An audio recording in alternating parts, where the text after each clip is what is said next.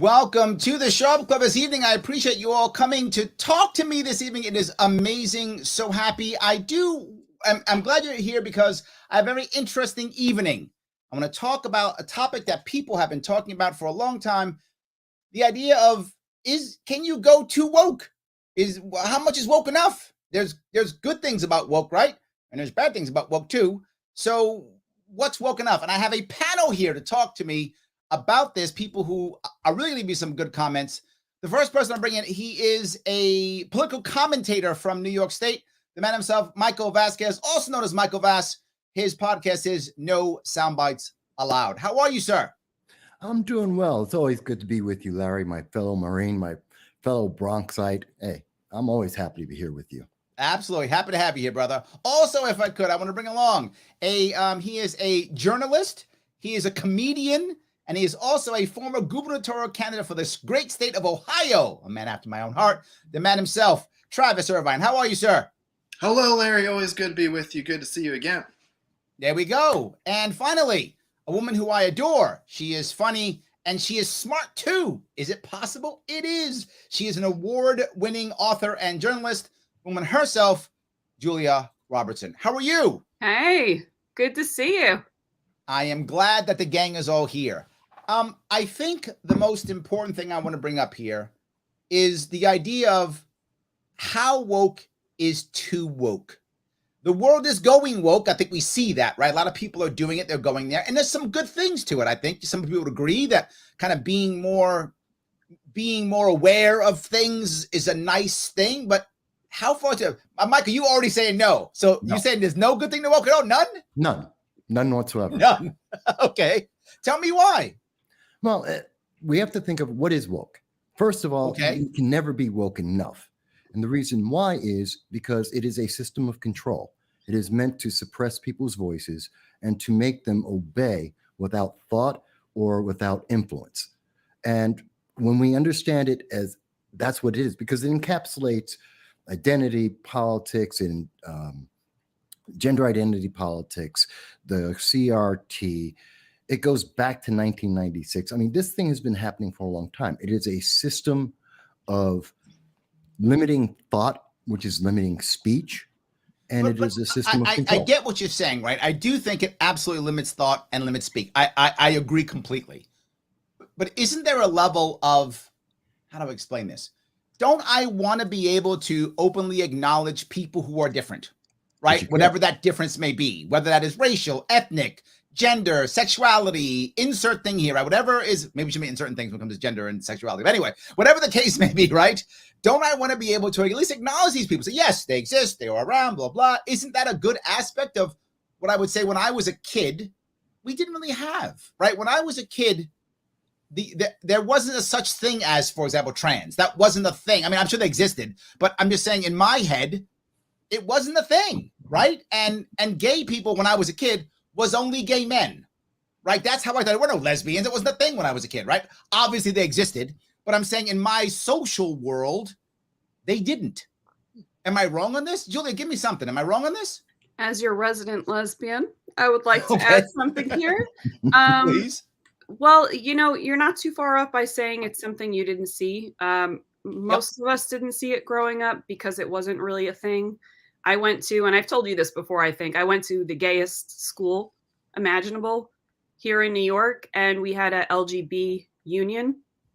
I didn't know any people who were trans or identified as trans. It wasn't, I mean, you saw it on like Jerry Springer, you saw it in like, you saw it, I guess, in prostitution. You saw it in places like niche places like San Francisco starting to kind of get cracking. Like one of a friend of mine, Buck Angel, is one of the first, yes. Yeah, like, one of the first to undergo that sort of thing. So it's all fairly new. So you're not too far off in saying that. How woke is too woke? We hit woke, too woke, like at least 5 to 10 years ago. I think about 5 Okay. years ago. 2015 is like, woo, That was the end. We should have stopped like 2014, and we should have stopped. we Okay. lost it. And Okay. it became a lot of indoctrination, mind control. Yes. That I saw. And that was my Yeah. worry, right? When I first saw this happening, I wasn't necessarily against it. I was like, okay, this is fine. But the problem that I have, and I live in New York City, raised in New York City.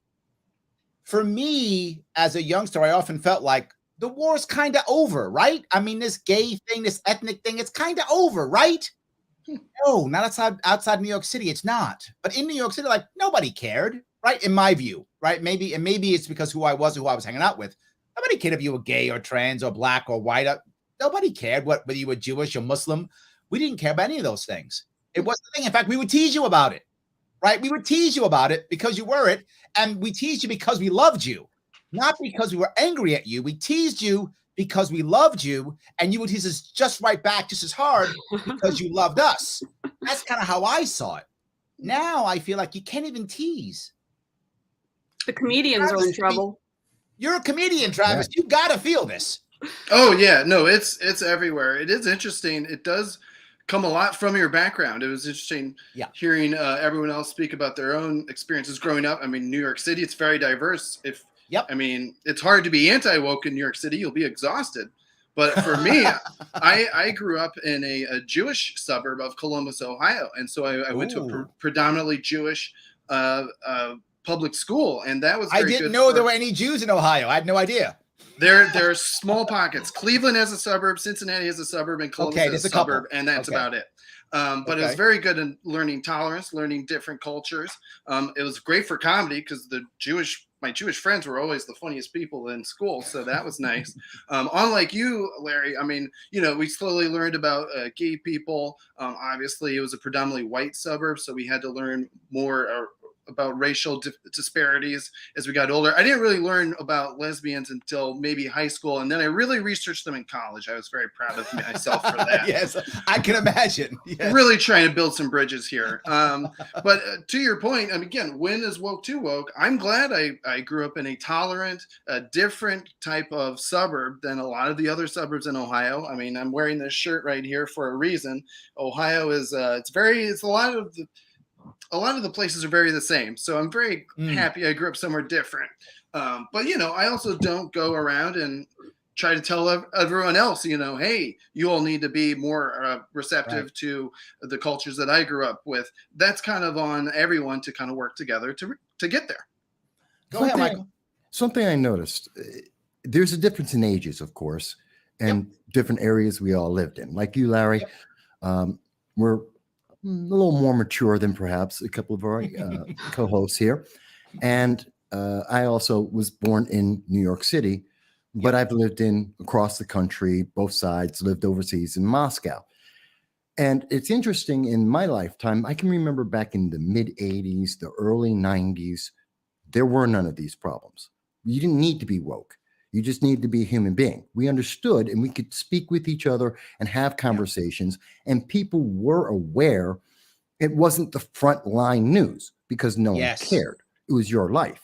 And if your life wasn't interfering with my life, no one cared. And when I went over to Moscow during the time of the coup, 91, 92, I lived there for a year and a half. And I'm the only black guy over there. And I can tell you, all of this woke stuff, everything that's been happening since about 96 and building up since then, no one else in the world knows what this is. This is an American idea being exported around the world. Everyone else looks at this and goes, you're stupid. This is insane. We're spending hundreds of millions of dollars to try and convince the rest of the world to try and do what we're doing here. And it's not working here because we're going backwards in time, not forward. Yes. You know what's funny? You said that. Like I watch 80s movies and 90s movies with my kids, right? And my kids are young or younger, right? My oldest daughter's 19. My youngest one's 13. So we watch a movie like, I don't know, Terminator or something like that from the 80s. And the Terminator 2 is better. Terminator 2, that one. And Sarah Connor is a badass woman who's out there as a protagonist, and she's killing it, right? She's doing a great job. And the police chief, he's black. Right. So everyone's mixed and no one cares. Don't get me wrong. It was still Schwarzenegger and those guys still, they're all the the top guys, but still we had tons. I remember in the 70s, and you might remember this one, Michael, you might remember this. Remember the series, TV series Soap on ABC back in the 70s? It was brilliant. Yes, and there was a gay character. Yeah. Yes. You had everyone. You had gay characters, black. You had interracial marriages. You had everything on Soap. The Jeffersons had interracial marriage. Yeah. In the 70s. So we were already moving in the right direction. I mean, don't look around. It was not perfect. The 80s and the 70s were not. I'm not like nostalgia, like back in my day, you youngsters. I'm not doing that. Yeah, I'm but just saying. All in the Family, the whole point of that show was Archie Bunker is a bigot, and every episode is showing how his worldview was wrong. Yes. Everyone could watch it and everyone could acknowledge it. And we moved forward and said, yeah, that makes sense. Yes. You can't say that about She-Hulk. You can't say that about Ms. Marvel, Velma, Captain Marvel, Last of Us 2, Black Panther. Yeah, but hold on, let me touch that piece. And I'd love to hear your thoughts on this, Julia, too. I feel like as Netflix, to Michael's point, and like HBO, as they move towards what I call forced wokeism, right? It's like you're taking the old character and now making them something else and forcing it versus just writing a new story, right? Just write a new story, right? And the issue is you can make an awesome character, and that character can happen to be gay or happen to be trans or happen to be black or happen to be Hispanic or whatever, but you first write a good character. They don't do that. They say, well, that's a good character. Let's make he a she, or let's make black guy, white guy, or white guy, black guy, like that. I mean, where's your head on this, Julie? Well, there's an issue of transing the dead, which I write about a lot. So they've gone back and they found old lesbians that broke the rules or, were non-conforming, which is most lesbians are non-conforming.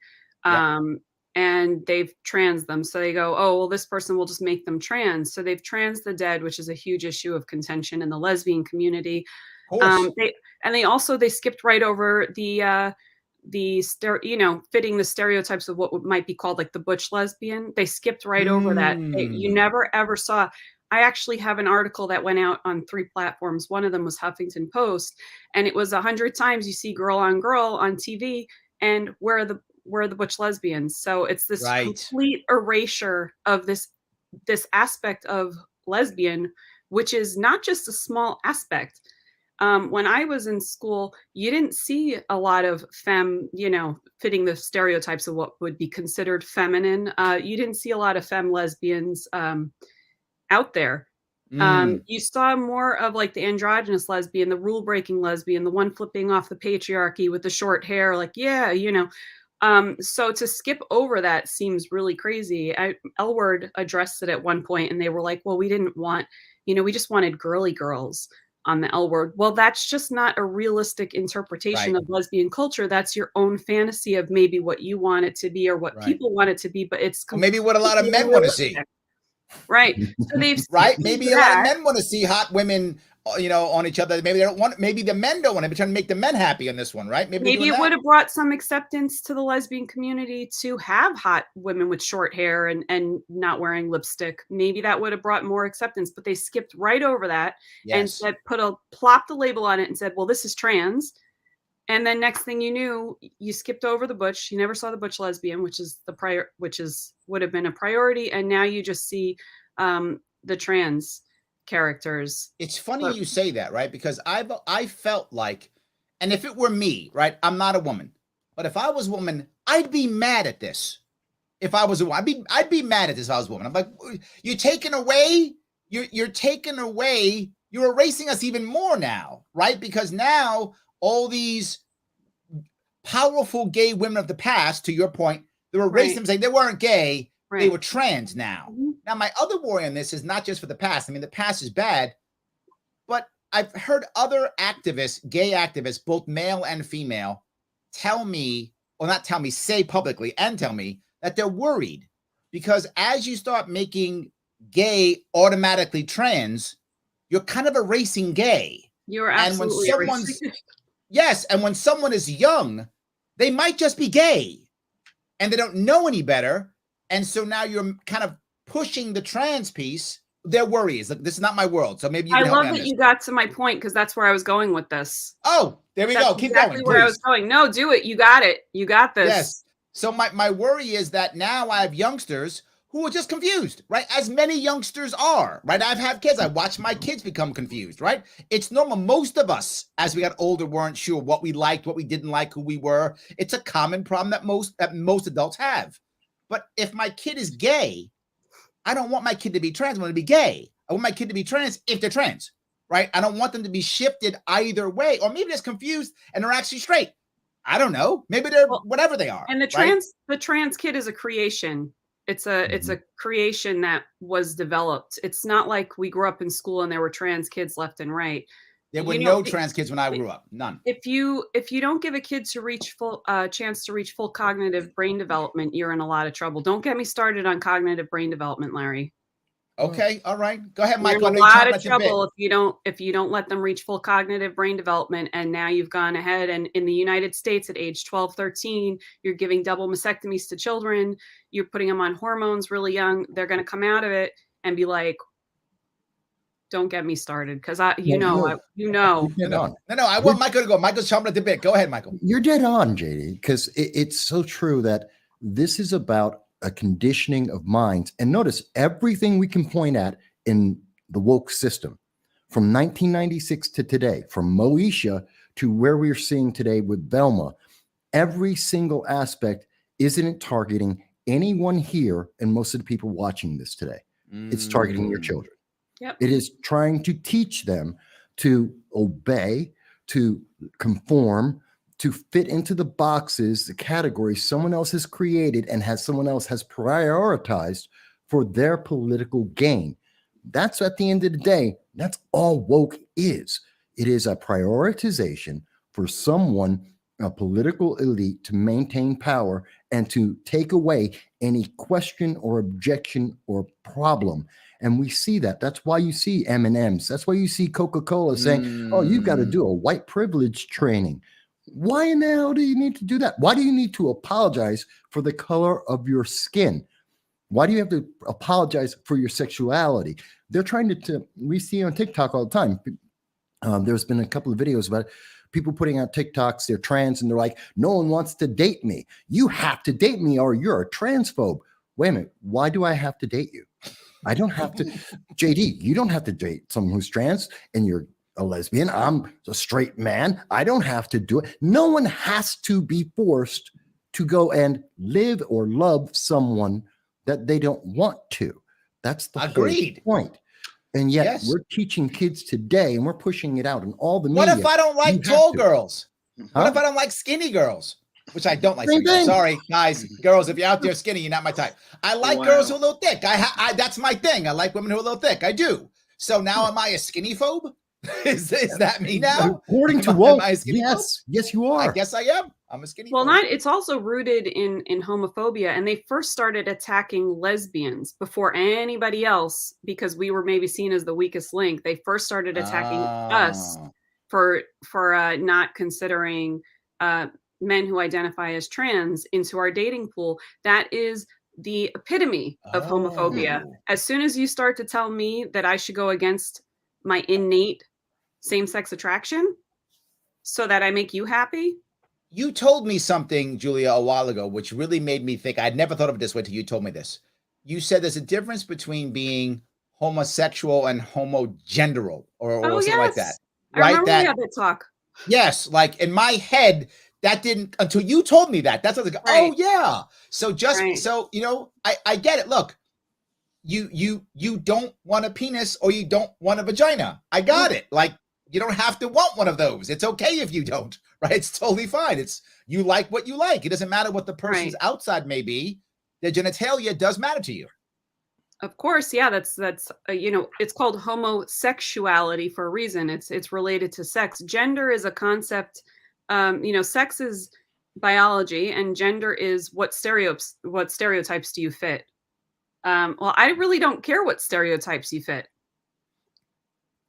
Because I'm homosexual. Got it. If you eat the right sex and anyone attacks me about that, then that's just pure homophobia. Well, there we go. Let me grab if I could. I'm sorry. 1 second, Travis. This is a super chat, guys. Thank you for the super chats. If you want a super chat, you can head over to Larry Sharpe YouTube and super chat if you want to. Joe says this woke problem. The way you get rid of it is voting conservative or libertarian. People that don't do this don't want change. I get his point. I am clearly biased as a libertarian, so I would say vote libertarian. I'm blatantly biased, but I think Joe's point is a valid point. And this goes to a second piece I'm going to bring up here, which is if we don't change how we vote, what both sides do is the Republicans tend to just go, I'm anti-woke, so vote for me. And Democrats go, I'm super woke, so vote for me. Yep. But none of them fix any of our problems. Exactly. So, go ahead, Travis. Right. Yeah, well, I mean, you all are bringing up a lot of great points. Obviously, as the straight white male on the panel, I got to be careful of what I say, or the woke crowd will come after me. But in terms of the question of the show, how woke is too woke? It's almost like if you're working on yourself, if it's coming from your own personal place, you can be as woke as you want. I think where you get in trouble is if you push your wokeness upon others, right? Nice. And that's again. Larry and I have both been libertarian candidates. I remember in 2010 going around running for Congress in Ohio and talking to people about gay marriage and how the government shouldn't be involved in the institution at all. And I got pushback from both sides. Republicans, obviously, thinking it was a little too soon for something like that. But even Democrats back then, you remember, Joe Biden, when he was vice president, he still only supported defining marriage as between a man and a woman. I remember. Right. There's the one thing he and Sarah Palin agreed on in the vice presidential debate. So as libertarians, we've been, I don't want to say we've been pushing a woke agenda, but we've been trying to get people to be more inclusive. The Libertarian Party ran an openly gay man for president as far back as 1972. Absolutely. So it's interesting because our first presidential nominee was gay. That's true. Yep. And the first openly gay person to receive an electoral vote, of course, as well, from the rogue elector in that election. So again, if you're just pushing, if you're out there saying, I think I can do better, or the people around me can do better, I think that's one thing. When you start making policies, corporate policies, government policies, and forcing that ideology on others, that's when you've gone too woke, too fast, too far. It's too woke for me. When we're talking about this, because this is all about, again, it's about manipulation. It's about control. We're saying they are targeting, and the aspect of what most people notice the most is either your presentation or your sexuality. Those are the two easy ones to identify. Right. But think of what they're doing right now. In the name of woke, that you must accept, unless if you don't, you are evil. Patently, by definition, you are evil. You cannot complain about this. They wanted to convince everyone that an 8-year-old, 11-year-old, a 13-year-old should be able to make the decision to chop off their genitals before they have had the chance to develop and identify themselves, whether they're gay, they're straight, they're trans, whatever they may wind up being, before they can even understand that concept. They're telling them to chop off their genitals, to permanently mutilate their bodies forever because someone else said, oh, you don't get the choice. You don't even get the conversation. You just have to do what we have now categorized you as. You fit this box. That's what you are forever. How is this helping anyone? God help us what's going to happen in the next 5 to 10 years. Because it's an issue here, Michael, I want to bring up here. It's because it's too far left or too far right. There's a difference between affirmation and acceptance. There's a difference, right? When my daughter comes to me and says, Daddy, I think I may be a boy, I do not want to say, great, you are a boy. Absolutely. Let's change your clothes and blah, blah, blah. No, I want to go, okay, great. Go to school. That's it. Like I accept what she is, right? What she's thinking now. Daddy, I want short hair. Okay, get a haircut. That doesn't mean you're a boy. It means you want short hair, or it means you think you're a boy, or maybe you like girls. So you think, oh, I must be a boy because I like girls. So all I'm going to say is, okay, I'm not going to affirm that you are a boy. I'm going to accept whatever you feel and move on. And when my daughters came home from school thinking all types of things, all I said was, okay, awesome. You want to change your clothes? wear the clothes you want. I gave my daughters all types of toys. And I remember the difference in my two girls. I gave them both trains. And one of my girls used the trains like the trains to use, right? And the other one took the train and made them dolls. I was like, no, I'm a train. So one made them dolls, one made them a train. I didn't care. I wasn't mad. I didn't care. Okay, that's who you are. Let's keep going. So I think we do want to accept people for their issues and concerns. Yes. But what your point is, Michael, is we now have parents who, if you don't affirm what an 8-year-old says, literally taking away the parental ability of a parent, right? Taking their responsibility away. You don't accept what an 8-year-old says, you're evil. I'm blown away by this, Michael. I guess I'm just pushing more on what you just said because you're completely correct. You're absolutely on there. And I think that's detrimental to, it is absolutely detrimental to the child. Of course, it is a form of child abuse, but it's also absolutely antithetical to the LGBTQ. It's antithetical to our society. It's antithetical to our interactions with the rest of the world. And it is something that multiplies over time because it doesn't just stop with that 8-year-old. Now that 8-year-old is going to become an 18-year-old. It's going to become a 28-year-old, a 48-year-old. And all of the problems, all of the baggage, all of the issues catapult all the way through. And we haven't thought about that. And I think that's really bad for our society, whether you're gay, straight, trans, you want to tell me you're a toaster, I don't care. The bigger issue is you didn't never get a choice. You know what's funny? And when I my first campaign in 2018, I had a trans woman on my team, and people asked me, "Is she into guys or girls?" And I said, "I don't know." Like, what do you mean? I said, "I don't know." Well, did she have operation? I said, "I don't know." Like, what do you mean? Because it's none of my goddamn business is why, right? So no, I don't ask those questions, right? I didn't care. She was trans. Okay, fine. Right? I didn't care. I didn't have to ask the question to go down. Maybe she was into guys. I don't know. But I'm not dating her, so why do I care, right? Does he have genitalia? I don't know. I'm not dating her, so why do I care? If I was dating her, I would care both of those things, obviously. But I'm not dating her, so why do I care? And this goes back to my point, Michael. I didn't care. And what if she came back later and said, I'm no longer trans? Okay. What if she said I was gay? Okay. It's not an issue. That's my idea of acceptance versus affirmation. I don't have to affirm anything. I have to accept you for who you are and move on. Right. Michael, I gotta also jump in here because this is my wheelhouse right now. Back in like 2017, I was the first to say publicly, using my own real name and face, there were only about 10 women at the time doing this, maybe less, I would say. I have to go back and look. It was like Magdalene Burns. I gotta go through the small list. Megan Murphy, Claire Hushin, Ariel Scarcella. There were a few of us calling an alarm. And my alarm was to this issue with kids. And it was actually, this is astounding to me to this day. It was me, not a doctor, who was the first to say, hello. And I drew a connection between the ethics of transitioning a child as it specifically relates to what we know about cognitive brain development. Why didn't a doctor bring this up sooner? And then from there, 2 or 3 doctors that were following my page, they started to catch on, and eventually they wrote about it and talked about it. But I was like, how did this get by in the medical community for this long? We all know that kids do not reach full cognitive brain development until about 25 years old. The part of the prefrontal cortex, the part of the brain that understands consequences, the part of the brain that understands repercussion, the part of the brain that forms a sense of identity.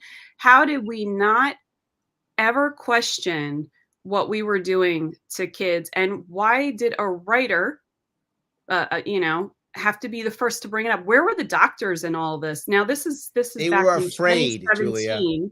They were afraid, Julia. They were afraid, and I got in a lot of trouble. I watched my writing career go up in flames. My book got pulled off of the shelves. I mean, but you know what? I came at it like, what? Bring it. My tagline said, I've seen bombs and war. Tell me all about your triggers. I did not care. I was just like, this needs to stop. We all know that this is scientifically incorrect. We all know that 80% of these kids or more would actually grow up to be LGBT or straight if allowed to reach full cognitive brain development. We all know this. It's in the scientific data, statistically speaking. So basically, you're looking at gay conversion therapy. Wow, gay conversion therapy. All right. With that, hold on one second, guys. If you guys, this is to the audience, if you're watching and listening, you like this, please hit the like button. If you haven't hit it yet, do it now. It does matter. It gets past all these algorithms that I have to get past and get around as you try to cancel us all. I think everybody on this who's here has been canceled at least once.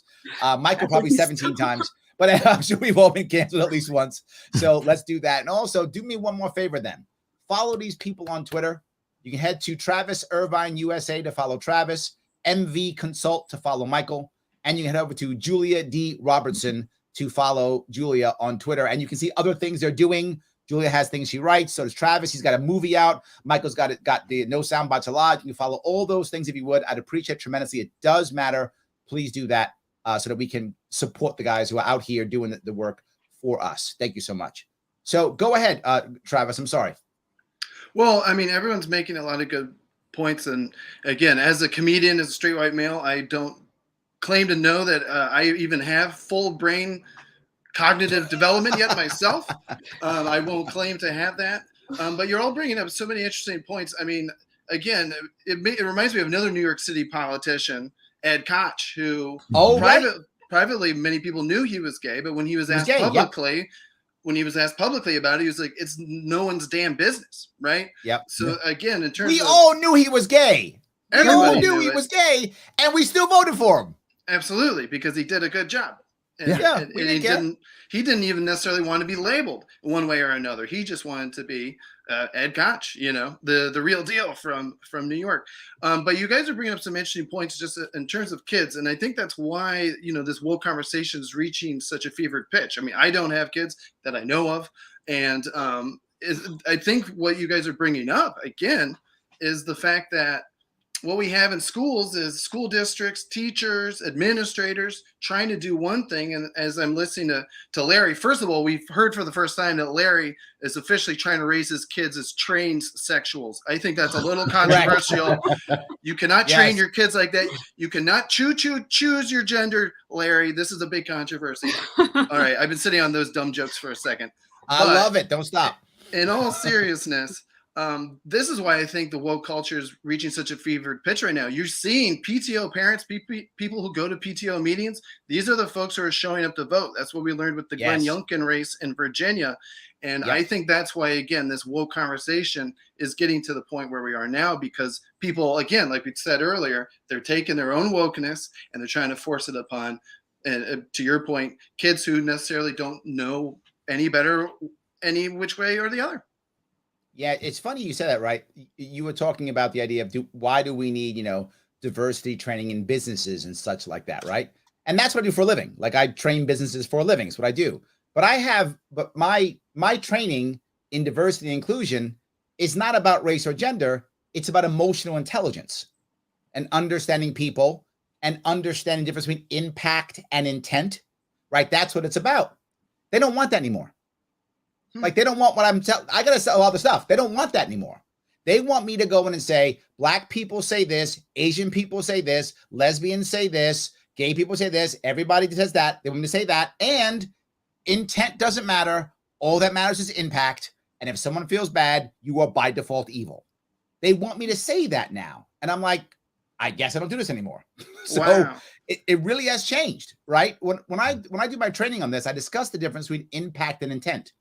And the only way someone learns is if they understand what their intent was and what the impact was. The person saying the thing has to understand the impact because they think their intent was good.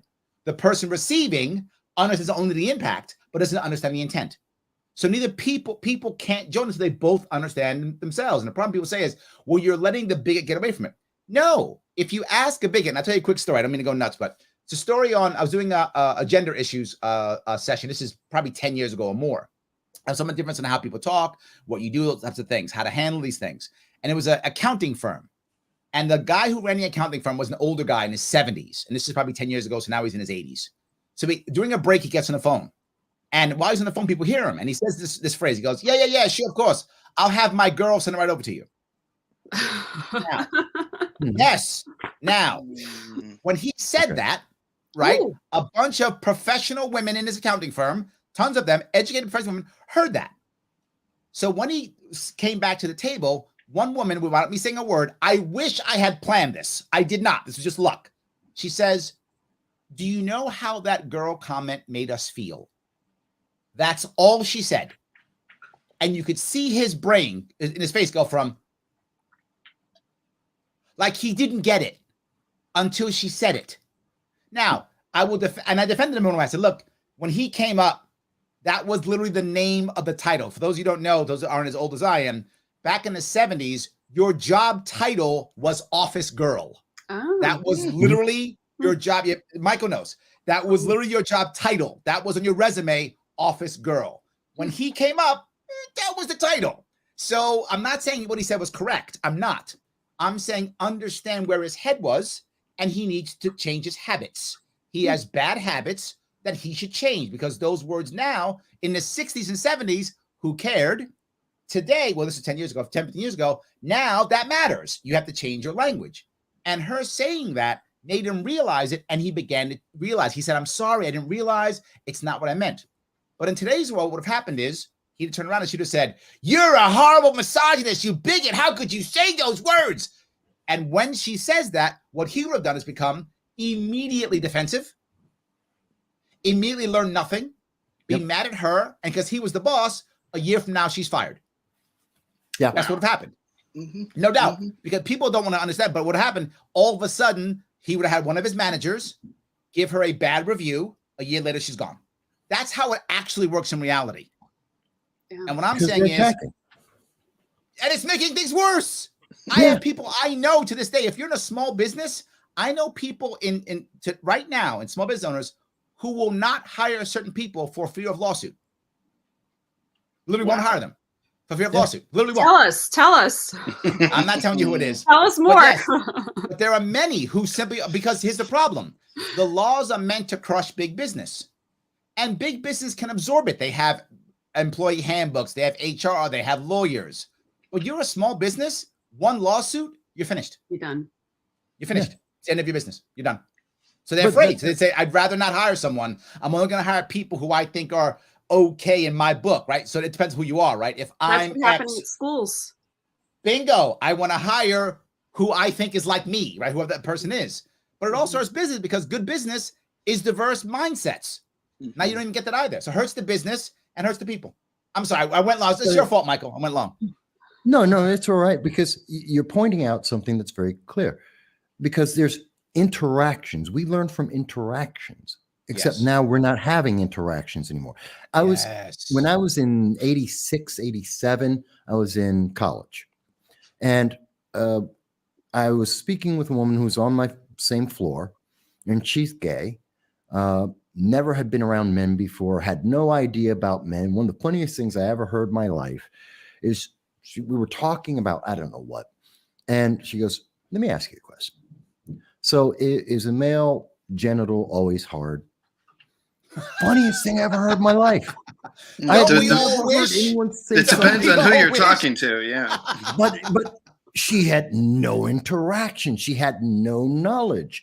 And the beautiful thing about that moment, even though I was laughing at that moment, and she was a little confused, but she understood I wasn't laughing at her. I was laughing at, one, slightly uncomfortable. It wasn't a question I ever expected to hear. And two, because I had never realized someone would go through life and not have that knowledge, that experience to know that's not the case, in case anyone who's watching the video when I went to that's boot not camp, the case. When I went to boot camp and I met white people from the deep country. Me being a city boy, I had never met white people from deep country before. I didn't know, right? I didn't understand that there were people who didn't wear shoes. Like that was a thing. I didn't know that it was a thing, that you would just, that you would ride a motorcycle in flip-flops. Like that wasn't a thing that I understood happens, and it happens all around the country. But I was from the city. I was 17. I didn't know anything. All I knew was, well, you live in the city, right? So that's what you do. right? I didn't understand it. So really, that really opened my mind to understanding people are just different. And I completely agree.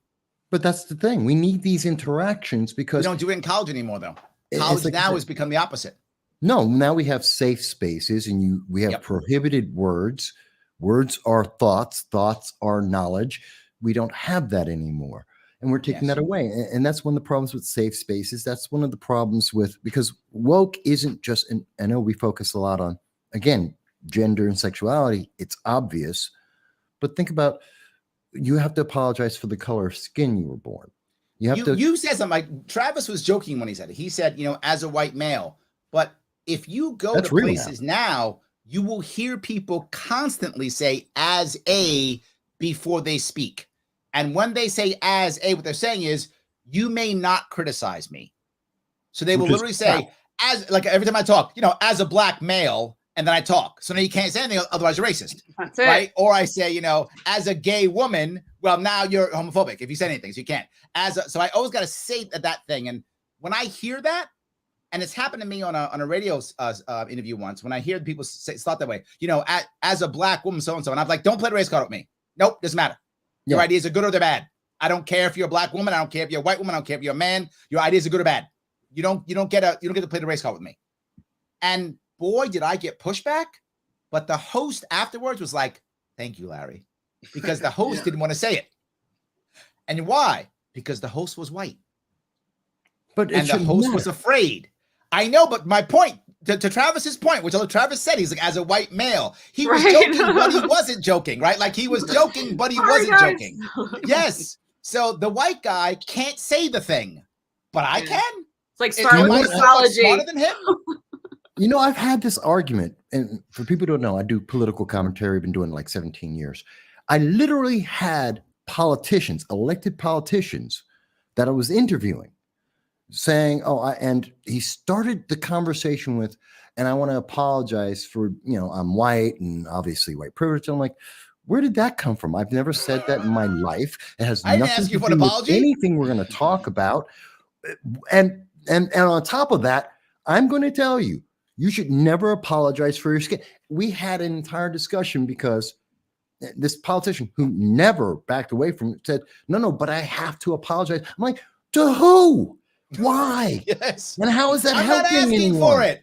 And JD, I don't think anyone on this panel wants to have to go through life apologizing because you were born whatever you are. And you should never do that. That's part of the evil of what is woke, in my mind.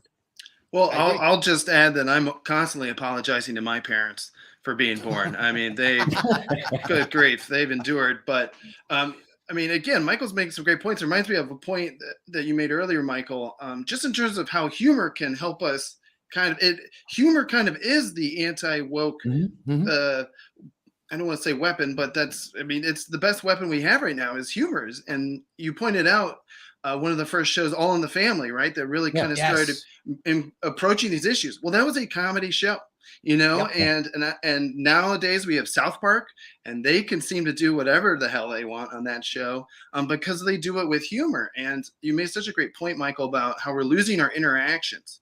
And I think something that always helped me, whether it was a young kid growing up in a Jewish suburb until, an awkward kid going to college or an awkward libertarian trying to talk to whoever will listen to me, humor helps break down those barriers so much. I mean, again, Larry talking about learning about all these hillbillies riding their motorcycles around without their shoes on.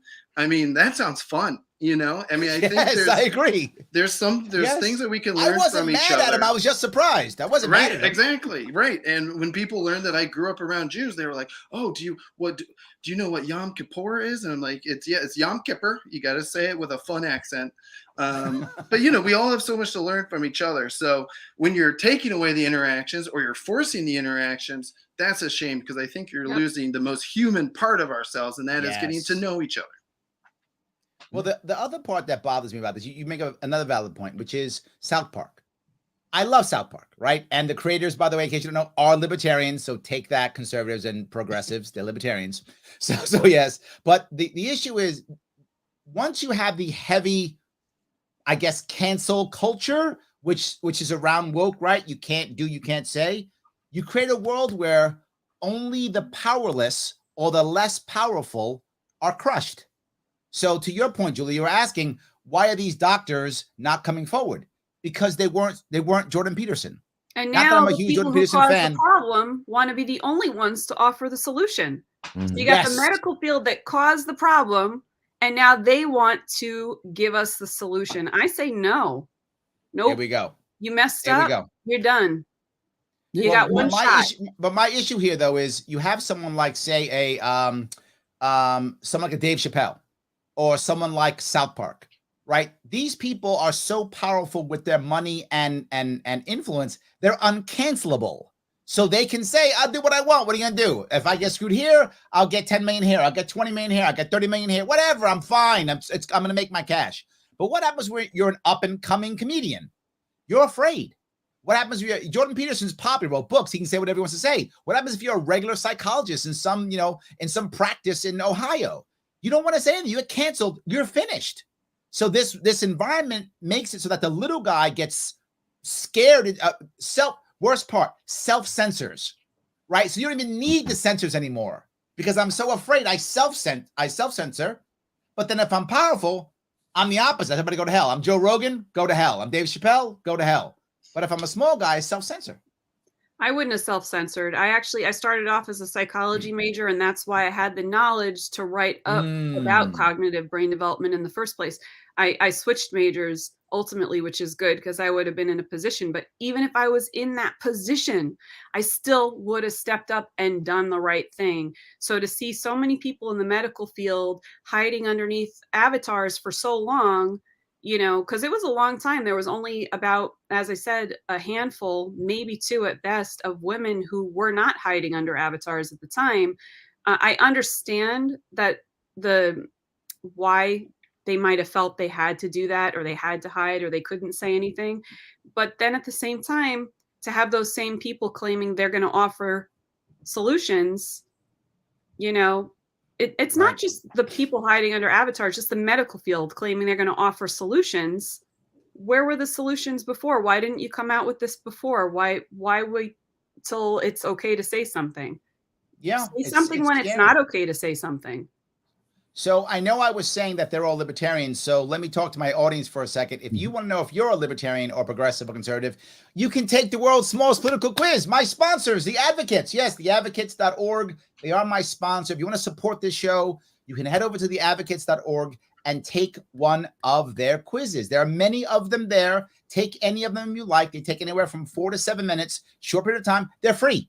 They're free. They will ask you for an email. And if you like an organization like the Advocate for Self-Government, they're about self-government. You'll get an email once a month if you like that. If not, don't give your email. It doesn't matter. You pick. But either way, you can share it. If you take one of the surveys and share it online, they're happy. I'm happy. You're supporting my sponsor, and it's free. So you don't have to pay one dime. Just head on over there and do that if you can. Take a test or take the world's smallest political quiz. That's like 2 minutes. 2 minutes. Take it. Share it. Let people know. Do you come up conservative, progressive? Do you come up moderate? Do you come up libertarian or authoritarian? And a little side note for the audience here. Authoritarian, which is always the smallest one, is growing. Mm-hmm. That is a something to think about in America. We've been giving out the world's smallest political quiz now for decades. Right. And the largest chunk, there's no majority, but the largest chunk has always been moderate. And it actually still is. The largest chunk it gets, a little over 35%, I think, is moderate. Most people as a chunk are moderate. The least one is authoritarian. But that number's been going up. And if you've been watching my Twitter feed as people do it, more authoritarians are popping up on Twitter. Oh boy. What does that tell you? So just something to think about. So guys, head over to theadvocates.org. Take that, please. It does matter. And if you happen to be watching this on Twitter, please retweet this right now. If you'll watch this on Twitter right now, please retweet this right now. Just hit retweet so that people know what we're doing and they can watch this. It helps, again, to get past all the algorithms. And lastly, what I'll ask is support the people who showed up tonight. Please support them. Follow them on Twitter and see what they're doing. Their Twitter profiles show other stuff they're doing. So please go there to check it out. You can follow Travis at Travis Irvine USA. You can follow Mike at MV Consult. You can follow Julia at Julia D. Robertson. So, guys, I'm glad we're doing this as always. I know, Michael, you want to say something? Please go ahead.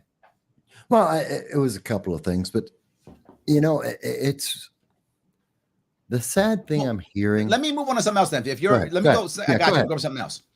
I want to go to commercialism. What I mean by that is there's a saying now that we've had about a year or two, which I don't know if it's true or not, but it's the idea of go woke, go broke. Is that true? And I feel like some parts are showing that's true. And the example I'll give is Netflix, right? Many people I know who like Netflix or did like Netflix, they watch Netflix and they start going, wow, everything's garbage.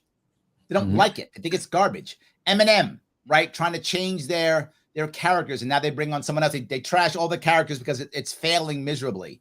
CNN, trying to be like MSNBC. There's already an MSNBC. It's called MSNBC, right? CNN trying and having the worst ratings they've ever had. I don't know if you had noticed. They had less than 500,000 primetime viewers. That's horrible for them. That's the lowest they've had in like a decade. They're getting hammered. MSNBC has been beating them for a long time. Still is. MSNBC is over 1 million and Fox is almost 2 million.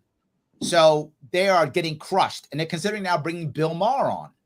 And Bill Maher, they're seeing as well. He's kind of like an anti-woke liberal. They kind of want to bring him on. So is this go woke, grow broke thing real? Or is it just something that people conservatives say because they're mad? It's real. It's real because we see it. We see the failures. I mean, literally, I took 5 minutes before the show to just off the top of my head, run down just a couple of things, just as forewarning. I don't watch TV. I don't watch the news. I don't watch the programs. I will not subscribe to any program because it's a waste of money to me. I watch anime, I play video games, and I read the news.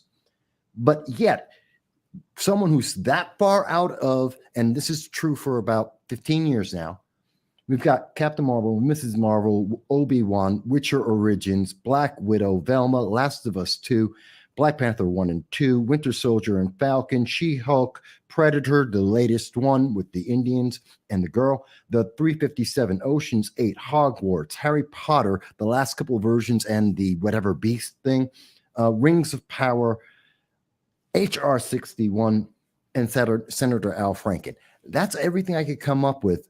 And every single one of those, most of them are entertainment, but every single thing in that list is woke. And almost every single thing in that list, people hate. And yet it's still there. And when we look at the economy, every one of those companies responsible, every industry that is connected to all of those things are completely failing. People are rejecting it. Why? Because you're telling people, think like this. Obey what we have told you. Do not question it. Don't go outside your field, your cell. I have a secondary piece here, right? And this is the part. I have a secondary piece. I don't mind at all when they create new characters. What makes me angry is when they change the old characters because they don't like them anymore. That's insulting to me, right? Like if you make a new Star Trek and it's a new Star Trek, right? I know the old Star Trek from the 60s and 70s, right? So if you make a new Star Trek and you change the race of people, I don't mind, right? For those who don't know the Star Trek saga, right? As Star Trek went into the next generations, in the third iteration, there was a black captain, Captain Ben Sisko. I loved him. DS9. He was a new character. They didn't change Captain Kirk and make him Jerome Kirk a black guy. They didn't do that. Captain Kirk is still white, as he should be. He's always been white. And Captain Sisko is black, as he should be. And Captain Janeway is a woman, as she should be, because they're new people with new stories. But when they go back and change, maybe I'm the wrong guy, but it bothers me. I'm like, I feel like you're telling me that I was wrong for liking my old stuff. Yes. And man, that pisses me off. Just give me new stuff. They're saying that because, again, not only are they telling you are wrong and you had wrong think, they're now telling the young kids, this is the only way to do this. And the whole point of why they're doing that is because when Star Trek Discovery does exist, no one watches it. No one cares. It's horrible. It's horrible writing, horrible characters. It is just propaganda. It's pushing this message. Discovery, and they hate it. Discovery, and that's why they have to go woke. But let me tell you, DS9 wasn't woke. They just made a cool black character. Well, that's just because they had good writing. The difference is good writing doesn't mean. Remember his friend. Woke. His friend was basically trans. Yeah. Remember, it was a male. It was a male like symbiont in like a female body or something. And nobody cared. It was a cool character. We didn't care. Curzon. The character was Curzon. Cared. I'm sorry. We're geeking out, you guys. I apologize. We're geeking out, you guys. I apologize. Well, no, I'm sorry. It just got me all going. That's what's always fun for me to hear any woke debates or conversations happen about sci-fi and things like that. It's like, what you're telling me it's unbelievable to have a black captain? They're in space right now. There are more unbelievable things happening in your precious show, sir. I mean, again, it can go both ways too. I remember the uproar when the first time we had a black stormtrooper in the Star Wars reboots. I mean, there are some people on the internet losing their minds about that. I agree with you, Larry. It should just be about the story. It should be about the fun. It should be about disconnecting. It is entertainment. And as long as, to Michael's point, as long as the show doesn't completely suck, you still need to have those core principles of good entertainment and good television, kind of like All in the Family had. That's really what helps these types of things appeal to a broader base of people in the first place. I agree. And I didn't mind it was a black stormtrooper. I didn't care because it was a new character. Right. It's also sci-fi. Oh, it's now Han Solo's black. They didn't do that. They went, we have a new character and he's black. Okay. That's right. Of course, there was a time when Han Solo was Frozen, and that he no longer identifies as Frozen, which I appreciate. That's true, and he was brown then too, so maybe he was Frozen. Transracial. Maybe it's possible. I don't know. Can I ask JD something? Yeah. How do you feel when you see a character that you grew up and you loved? It doesn't. I don't know, Princess Leia, whomever. I don't know. I'm older, and again, I'm disconnected from all this. But there's a character that you read in a book, Galadriel. Right. Rings of Power, Galadriel. I'm a Lord of the Rings fan, always have been, long before the movies came out. And you love the character. She's fantastic. She's wonderful. She's powerful. She's beloved because she earned it. And then they turn her into this new thing. They take, especially if it's a character that might be gay, that is hinted at it. If we're talking about older books and such, it's someone who's hinted at, but usually hinted in older books. Yeah. Yeah. In the older books, maybe it's hinted at. In more recent media, it was there. And now they decide to completely wipe that out and change it in every aspect. Does that make you feel more in love with that character? Or does that make you say, I'm pissed off. Why'd you do that? And they go, it's woke, so you can't complain. How do you feel? Yes. I usually like things. A lot of stuff comes from books, as you were saying. I like things to be true to the author. So if the author's intention was there for something to be a certain way, I think it's really important to respect the way something was originally intended or written and have respect for the artist or creator of that character. But if it's from after 2015, I'm usually Googling before I watch it. And that's if I've decided to watch it. If it's after 2015, I'm not going to click to watch it. I actually wish there was a option to remove anything from after 2015 because I don't like the way that wokeism has moved its way into TV and movies. I don't like the way that the lesbian community was completely skipped over, and how that's impacting young people, how it's impacting kids and their view of themselves. When there's absolutely zero representation of actual lesbians or actual lesbians as they actually exist out in the world. And you only see the femme characters, or you see the the bisexual lesbian. That's a popular one. The bisexual lesbian is a big thing. And you skip right over and you make these characters into trans. Now, how a kid's gonna translate that, and where are they gonna find themselves? And if they can't find themselves in a character on TV, and the only thing they can see that even remotely represents themselves is trans, then they're gonna be, oh, well, I must be that. There was never any opportunity for lesbians to show up on TV. So I have a lot of thoughts around media and television, censorship and agendas being pushed and pushed and pushed and pushed agendas. Whoa, agendas. Yeah. So that's all 2015 and beyond is agendas being pushed. Let me grab a couple comments. Agendas pushed on me. We have a lot of comments. Let me grab a couple of them. Patty says, I hate the term woke. I'd rather be knowledgeable and informed. Oh, before you go further, Patricia wants to be referred to as goddess mother, I think she said, which I love. I like that. I loved your pronoun too, Patricia. I saw that. I wanted to bring it up. There we go. Yes. So no, but I do think that originally was what the term was supposed to be, right? I think even the term woke has been destroyed, right? It was supposed to be, I'm woke because I now see things that others don't see, right? I get it now. And again, I learned this when I ran for governor in 2018, believe it or not. When I ran for governor in 2018, I crossed the country and crossed the state. And I realized how much the rest of the world is not New York City. And how so much that I thought took for granted just wasn't there, right? Like I had, this is an interesting point. And I'm going to give myself a libertarian pat in the back here. In 2018, the media came and checked all of the people running all their teams to see, I'm not joking, to see who had the most diverse team. The media checked this. I don't know why that mattered, but it did, right? I never cared. And again, this is in writing, done. I had the most diverse team. They said so, not me. The media said so, not me. And there was a Democrat running, a Green Party person running, and a Republican running, and me. And I had the most diverse team. Because I wasn't caring. I just did it because I thought I have to, right? I just found the best people I could possibly find. And that's what happened. So I think the concept of that I already had in my head. On your team. Maybe next time. Next time when you run for president, which you better do, I'm on your team. Don't try to destroy me. I thought you liked me, Julia. I do. I just said that. I want you to run for president. Oh my God, that's punishment. There's no. Oh, I see what you're saying. Okay, I got you. Punishment. Oh my God, I got beat up enough. Travis knows how hard it is to run just for a statewide office. It's brutal. Running for president is just punishment.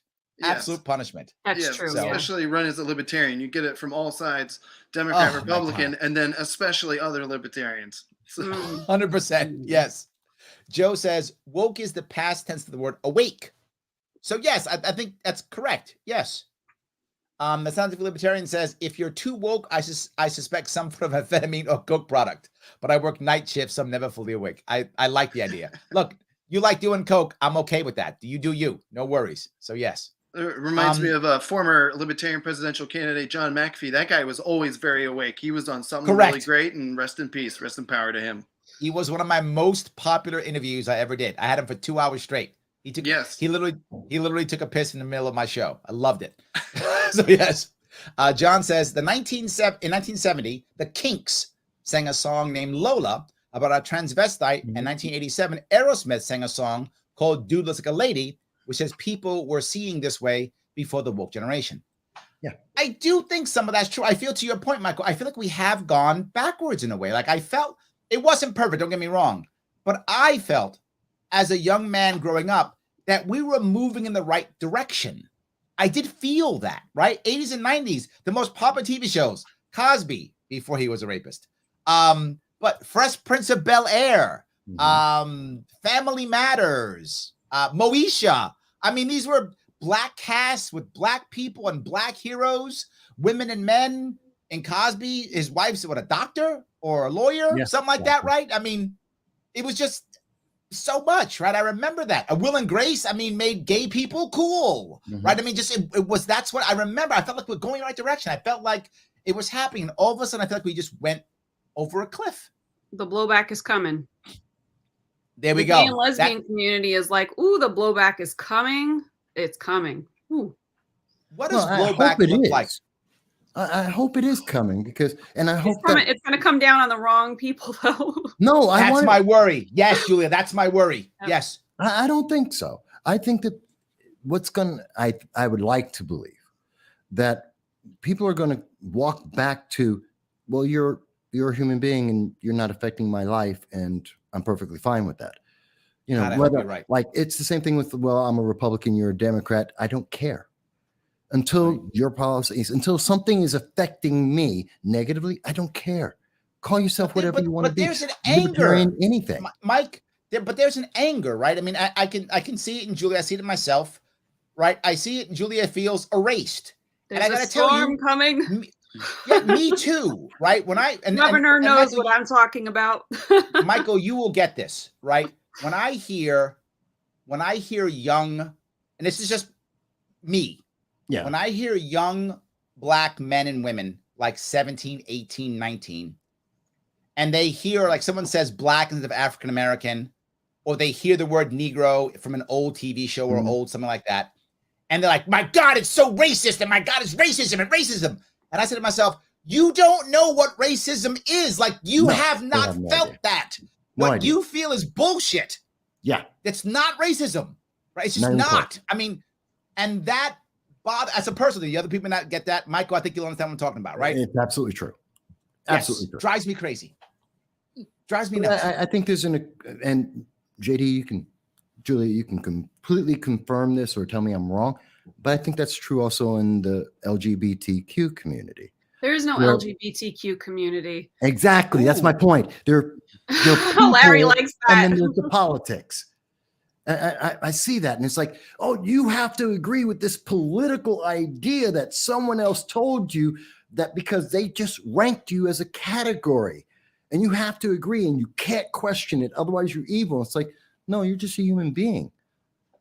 And you got a life. But T isn't L, right? They're two separate things. T I don't care. Isn't L, right? So well, no. It's kind of like you don't have to care until they shove you in the same thing. It's this is the problem I have, right? When you shove all minorities in the same thing. Right. Black people aren't Asians. Asians aren't Black people. There are different issues we dealt with. Jews aren't Black. Black people aren't Jews. There's a different lived experience to both of them. They aren't the same, right? But what we're doing is saying, if you're a white Christian male, you're bad. Everything else is all together, and we've all had the same experience. No, we haven't. We've had different experiences, right? That we have to accept are different. And that's what I'm saying. Started tacking on letters to LGBTQ plus A, Z, Y, you know, like how many letters are we going to add? And now it includes straight people. I don't have a lot. I actually have more in common with straight people because that's a sexuality that has to do with sex and who you're having sex with. All right. So when you start adding on letters, there is no community anymore because the community has become so inclusive of every single possible person under the rainbow who's not in there anymore. Agreed. And what do I have in common? And also the L has a big issue and has for years now. The L, there's even something called drop the L because we don't want to be attached to a lot of what's going on. And we were the first to speak up against a lot of what's been going on.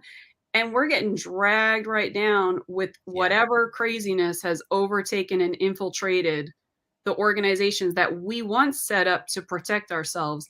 They have been heavily infiltrated by extremists, and it is no longer in any way a representation of lesbians. Actually, most of these places don't even have lesbians in the mix. We don't get an opinion. We're not running any of them. So, I've noticed that. And that's a recent change. That's last 5-10 years. They're holding the L hostage. They're holding our letter hostage. And they're not just holding us hostage. They put us at the beginning. It's the LGB, blah, blah, blah, blah, blah, blah. Like we're the mothers of all this. Like we birthed all of it. No, baby. No, thank you. We don't want anything to do with it. Like that's where we're at because it's gone way too far. And these are who's teaching the children right now. You know, in 2012, I met a young lesbian. She was a kid. My wife and I met her at a garage sale. We met her mother. And by 2015, she was identifying as a trans man. And then she was dating another trans man. And then she identified as a gay man. So this is 2015. So I keep saying 2015, right, as a timeline. And now who's teaching in the classroom? She would be a teacher in the classroom at this point. So these are the teachers. So when you're going on to different sites and you're seeing these teachers like preaching and grooming, sorry, that's the word for it, and indoctrinating children, these are who have grown up and are teaching. So you've got a young lesbian who now identifies as a gay man, and she's teaching, and she, dating other trans men, and she's teaching children. And this is an indoctrination cycle. And that's who they're hiring to teach. There is no LGBTQ plus XYZ community. It is the biggest. It's a joke. It's a sinking ship, and there's backlash coming, and it's going to come down on the L because we look like we're leading up the whole thing because they're holding our letter hostage, even though we don't have a say in anything. And they insult you, and they call you a TERF. They insult you. It is a hostage people situation. Got mad at me. By the way, people got mad at me for having you on, and I was like, I don't care. I'm still having her on anyway. I didn't care. People got mad at me. I didn't care. Yes. I didn't Why? Care. Travis, go ahead. Are controversial. We're not supposed to speak. Yes. We're not even allowed to speak. I told Larry about this last time, a lesbian publication and when I asked them how many lesbians they had on staff, they told me one. Lesbian writers. It's a lesbian publication. Right. And they were saying why lesbians need to use condoms. Yes, condoms for penis and vagina sex. Now, this is going out to young lesbians. So young lesbians are reading this going, oh, we need to carry condoms for penis and vagina sex. The person writing it, not a lesbian, online saying, I'm not a lesbian. So why are you claiming to be the expert on lesbian sex? Wow. Which was a claim that was being made. When I called to find out how many lesbians were working at this lesbian publication, the answer was one. Wow. One. Okay, that's okay. Me and Michael, we're gonna start the Irish American newspaper. Me and Mike. So that's why people hate lesbians. We're gonna start it right now. Because lesbians will break it down. We'll like chip it down. Wow. All right, I'm sorry. Go ahead, Travis. You've been chomping at the bit. Go ahead. I'm sorry. Well, I just want to say I've never been more proud to have my L label right now, but of course that L is for libertarian. Yes. Because I feel we're kind of parked in a nice centrist, but also moderate, but also just sensible corner in this whole debate. I know, Larry, you did want to get to book bannings and I think we're even having book burnings again. But it reminds me of the fact, because you made a great point about the old terms. I remember when Huckleberry Finn, which is a book I learned in my Jewish public school, we read it out loud. We read it privately. That was a book that the left, for a long time, they were trying to cancel it because of the words, because of the terms that are used in there. Absolutely. And then you, on the flip side, have now all these conservatives wanting to ban as many books as they can, whether it's LGBTQ or just sex or any other topic they don't seem to like. It's interesting. Well, but Michael, I'm just saying I see it coming from both sides. You know, the cancel culture. Books. They're trying to cancel each other. And so that's why I'm going to kind of sit here in the middle and let everyone fight it out. You know, I don't want books being banned, period. Exactly. I don't care if there's N-words in them. I don't care if there's gay people in them. I don't want them banned. Right, I don't want them banned. I want teachers and not administrators. And the problem here isn't teachers. The problem is administrators. They're the ones hiring the right people. They're the ones setting the agenda, right? That's the problem. You get rid of administrators, you'll change a whole lot. That's number one. The biggest thing in New York State, 2 separate unions, an administrators union and a teachers union. 2 separate. You do that, changes everything. That's number one. But number 2 is I want parents deciding what their kids are learning. If the parents don't want the N-word in the book, I'm not against that. Let parents decide what they want. I'm okay with that. But we're deciding ban all the books. Once you start, you guys know the original movie Fahrenheit 451? Yeah. The book? Not the new movie that was a piece of garbage. But it was terrible. Again, it was they wokeified it and ruined it. But the first book, and the first movie was actually good. It was about people who go around burning books, right? Because all the books got to be burned. Right? And that's where we're going. So yeah, Michael didn't like that, but you conservatives burn books too. Wait a minute. Yes, but let me clarify a point there. And as the Republican here, I may be the only Republican. I don't know. JD may or may not, but here's my point. You're the only open party. No problem. I'm partyless. That's cool. Independent. That's what most of Americans are, and we need to hear from. I was a Democrat. I was, and then I was like, oh, no. I saw the problems with Biden before they even started. I tried to ring the alarm, and day one erased sex as a protected class in law. Day one, I called it. Yeah, there we go. You're part of a growing movement. A lot of people are in the same boat that you are. But in terms of book burning, let me clarify one thing, because Larry, you know this about me. For 17 years, I have been all about publicly talking about free speech. I want people to say everything. I don't believe in hate terms. I don't believe in hate laws. I don't believe in any of that kind of restriction. You don't like it, protest it, don't buy it, whatever it is. Right. But that doesn't mean it can't be there. But here's my problem. It also has to be age appropriate. I don't want True. a 5-year-old. And in many cases, and what we're talking about, and especially when they talk about Florida, we're talking about 5, 6, 7, 8-year-olds being introduced to full-on adult sex with pictures. We're talking about children who are 9, 10, 12, who are being introduced to concepts. But hold on, wait, Michael, I'm going to touch this perfectly. That's how it started. And then most recently, they want to ban an AP African-American course. See, it started where you were talking about, but as I said, it keeps going. Now they're banning A.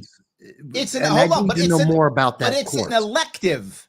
It's an elective AP course. So if you don't want to learn as a high schooler about this special African-American history thing, you don't have to. It's voluntary. If you don't want your kid to do it, you don't have to. Now they're banning that. The first stuff you said, I agree with. But my point is, it always keeps going. And then it gets to that. I'm against that. If you have people who are cognitive about it, they have the ability to understand and comprehend. Fantastic. Show them, let them have the choice, not the 100% obligation, not the mandate, but the choice for that. Fantastic. But that's not what we've seen. I'm against any mandate or any obstruction to learning and knowledge. And I think that's where most conservatives are. You're mentioning an exception. And I would say, without knowing, my worry is it always goes there. That's why I don't want any of the banning, because it always winds up going there. Right? If you're telling me I want to ban sex 3-year-old or 5-year-olds, I'm with you. But if you're telling me I want to ban a high school kid from deciding an optional class on African-American history that he or she can choose if they want to, why would you ban that? No, that's something else. Makes no sense to me. Yeah. Right. Well, and I think Michael touched on a good point again that we pressed earlier, and that is taking your own wokeism and forcing it on others, right? Yes. I mean, in terms of what Michael's speaking about, if 5-year-olds are being forced to read these books, okay, that's not voluntary. That's not going to be good for anybody. But at the same time, if I was 5 or 6 or 7 or 8 or 9, I'd love to see those books. Sounds great. Me too. I'd be all about it. You're teaching me that in school? What school? Where do I sign up? Of course, I wouldn't fully in schools, you could choose a gender, you could choose a sex. Like you go to McDonald's and you drive up and you go, I'm gonna order the male sex today. It doesn't work that way. And teaching this idea to kids, it's going to cause issues like gay conversion therapy. It's really gonna have a ripple effect. So we're talking about two different things here: African-American history and gender ideology, which is a term that I coined the current usage of.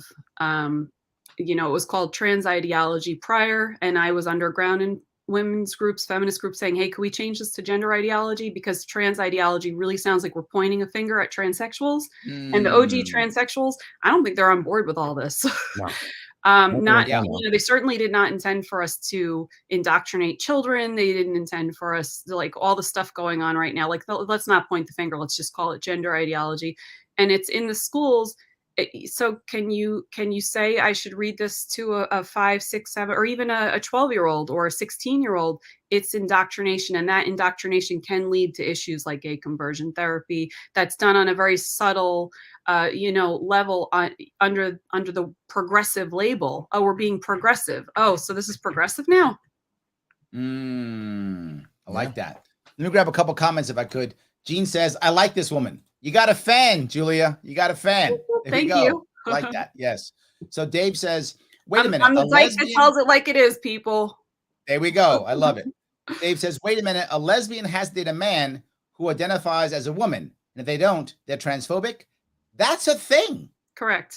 That is a thing, current thing. Yes. And I have heard that more than once. That's a thing. I've seen it. And, my daughters, again, are young, so they're in this world. And one of the things that I've seen them worry about or deal with is the idea if you're not something special, you're boring or not important. So that's one of the reasons why they came up with that term queer. Homeschool. The term, I did homeschool my kid, actually. I did. So yes. My youngest, yes. So, but the point when I heard the term queer is a term that just says, I don't know what I am. But a lot of straight people are accepting the term as queer so that they're not straight. Even though they're just straight. Like, I'm just a straight guy who dates women, but I call myself queer so that people don't think that I'm just some regular straight guy. Can you imagine appropriating a slur like that? A slur can be reclaimed by the people it was used against to oppress. That is the rule. We all know this is the rule. Yes. How is it that now we have I get to use the N-word, calling you Andrew don't. Sullivan queer? That's correct. Yes. On TV. No, I've stopped using it, Larry. I've stopped using it. Thank you, Travis. I know you've been doing that the whole time, so I'm letting you know you don't get to use it, only I do. Now, if I want to call myself a dyke, that's fine. There's rules, right? Sure. There's rules. Everybody knows it. Everybody knows there's rules. When did we forget about these rules? Now, you know, Bill Maher, bless his heart, he's doing a lot of good stuff. He called Andrew Sullivan a gay man queer on national TV, and nobody said anything. He's like, "You're a queer." No, babe, that's a slur. Like, you don't say that. Don't check with people first. Maybe. I don't know. Maybe he checked with Andrew. But no, I thought. I could be wrong here. Maybe he checked with Andrew first. Julia, hold on. Let me be clear on this. And I need to know this because I thought, and maybe I'm wrong here, I thought queer was a term that you could use for someone who doesn't want to identify as one of the LGBT. That's why it's LGBTQ. Right, straight people. You could use that term for someone who either isn't sure or doesn't know. Like gender curious, I guess. It's been appropriated by straight people. Even straight people are claiming to be queer. Can you imagine taking a slur, all right, which is powerful to reclaim it? Great, bravo, right? I'll call myself a homo. That's mine. I could do that. That's the rule. We all know the rule. But can you imagine people just taking a slur and being like, "Oh, I'm going to just have that for me," and they're straight? That's what's going. That it is 2023. And that's what's been going on for several years now.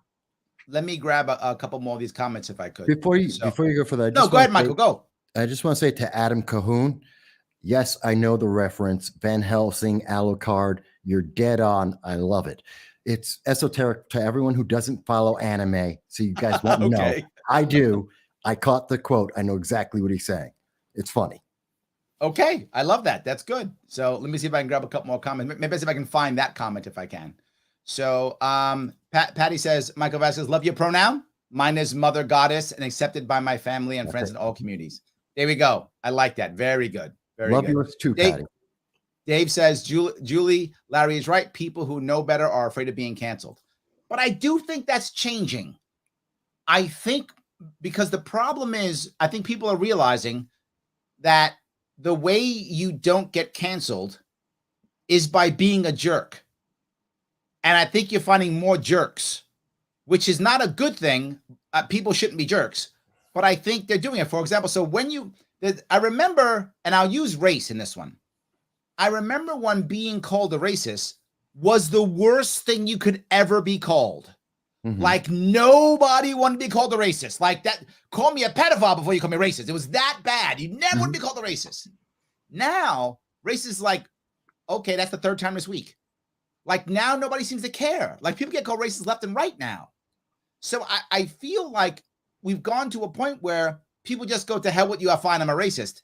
While that's a bad thing to feel, makes people more jerks, but I think it does make them less cancelable. If that makes any sense. It's defense against being canceled when you embrace the negativity. If that makes any sense.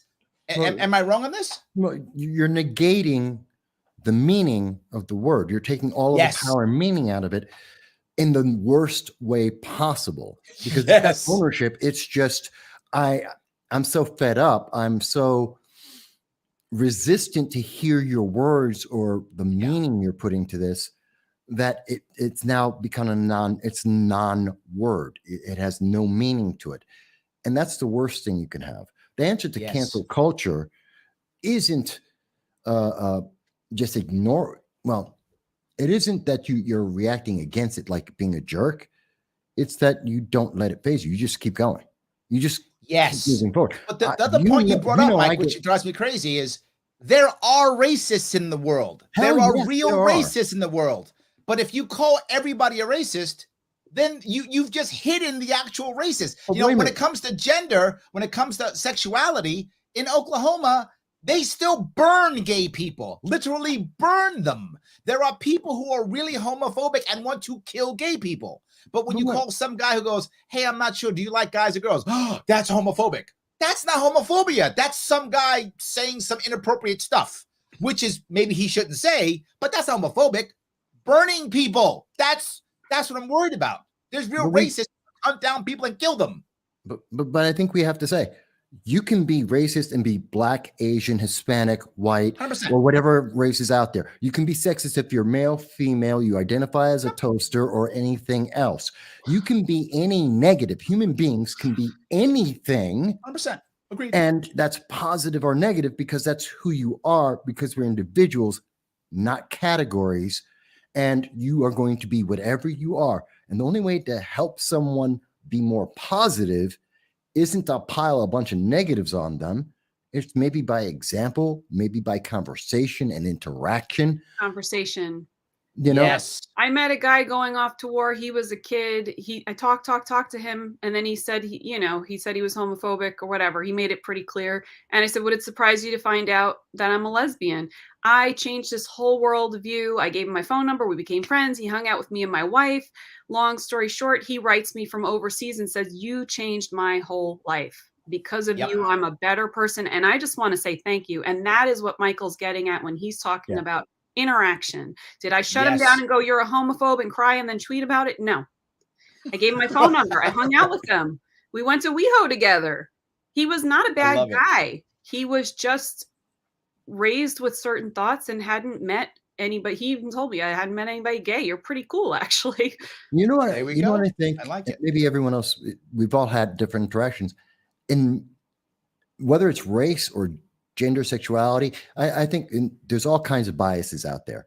But I think everyone has, I'd like to believe, everyone who's ever confronted someone who has a bias against you for whatever reason, whatever it may be, your religion, your race, where you came from, your ancestry, whatever it is, that those people tend to have never experienced what you are or anything about you. They have this floating stereotype that maybe they saw on Twitter or TikTok, and they have no concept of what that is. 9 out of 10 times, unless like in the case of say like color or skin, they'll never know that you are even that thing that they think is evil. And then once they get confronted with it, once they get in front of you with it, and I had this happen to me in the Marines with a guy who's never seen Black people before until he got into the same thing. Yep. And we had a huge confrontation, but guess what? Fox turned out to be one of my better friends while I was in the Corps, because we sat down, had a conversation of sorts, a little physical, but a conversation. Yes. And we used to have smokers back then. You could go, yeah. people don't know this. You had smokers back in the Marine Corps. When we were in the Marine Corps, you could actually go to the gym and go into a boxing ring and legally fight each other. Yeah. That's a thing we should do. They don't do it anymore. They stopped that. But when we were in the 80s, you could do that. That was still a thing. And the Marine Corps, some of these guys might not know, Michael, is the most conservative of all the branches. Most conservative. Most white, most conservative. And I had two people in my platoon more than once who were Klan members. One was literally a card carrying, like had the card in his wallet. He was a card carrying member of the Klan. So yes, and we dealt with them. And to Michael's point, I was their platoon sergeant, and they were okay with it, right? They turned and changed because of interaction that Michael's saying, right? They were like, oh, and people get mad at me, particularly in today's world, when I say the first step to someone changing their mind about some bigotry is saying this: okay, you're not all bad. And people get mad at me when I say that. No, that's the first step. Because they think all gay people are sinners, or all Black people are thieves, or whatever is the thing they believe. And then they go, oh, wait a minute, Julia, she's not that. Okay, so they're not all bad. That's the first step to going, I was wrong. You don't go to I was wrong. You go to they're not all bad.